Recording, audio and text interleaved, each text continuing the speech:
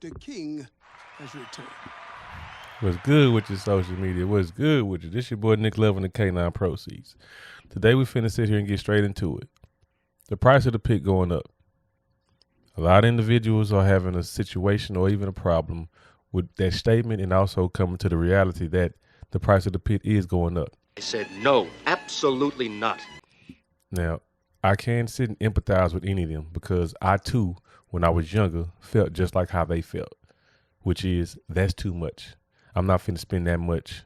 That's too much for that type of dog. I'm not gonna spend that much for that type of dog. Whatever their excuses was, I too, when I was younger, came up with that exact same excuse to sit and say as to why I wouldn't justify paying that amount for that dog.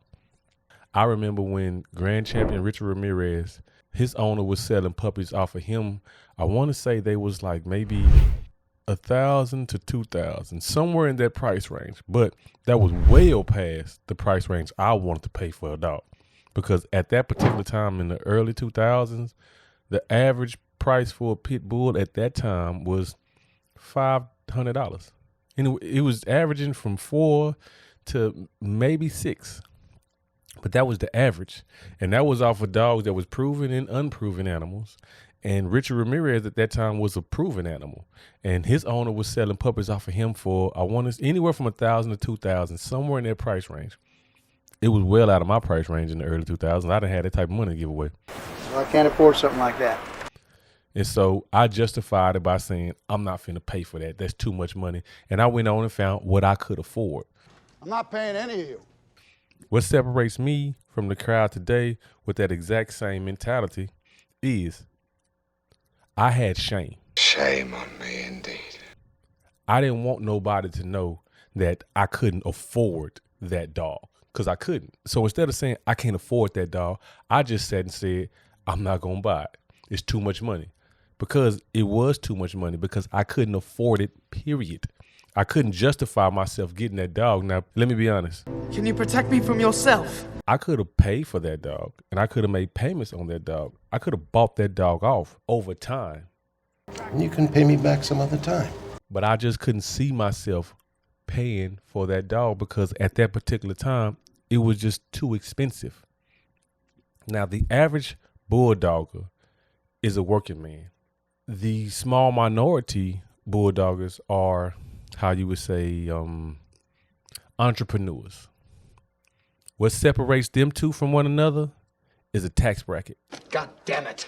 The average working man cannot justify spending $3,000, $5,000, $10,000, $25,000, $50,000 upon a dog, as to where an entrepreneur can justify that, because they have a different type of income that comes at a fluctuating pace.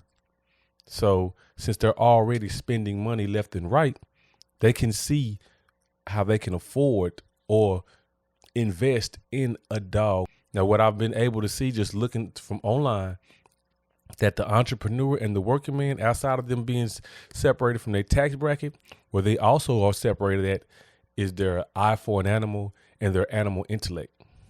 I can tell you from just observing through social media and from what Google showed me and everything, the average working man usually has a better outcome and better results with his animals than the average entrepreneur does with the exact same dogs. Let's say they had little mates.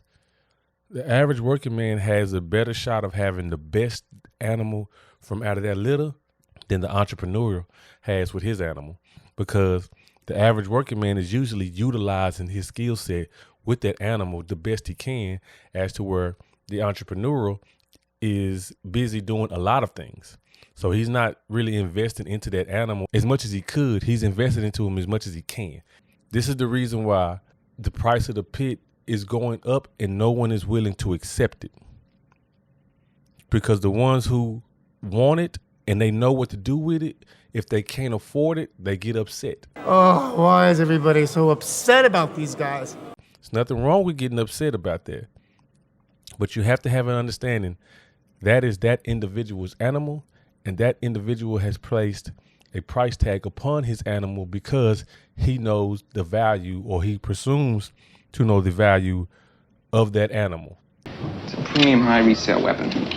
This is why certain individuals don't have certain bloodlines of dogs, because it's out of their price range.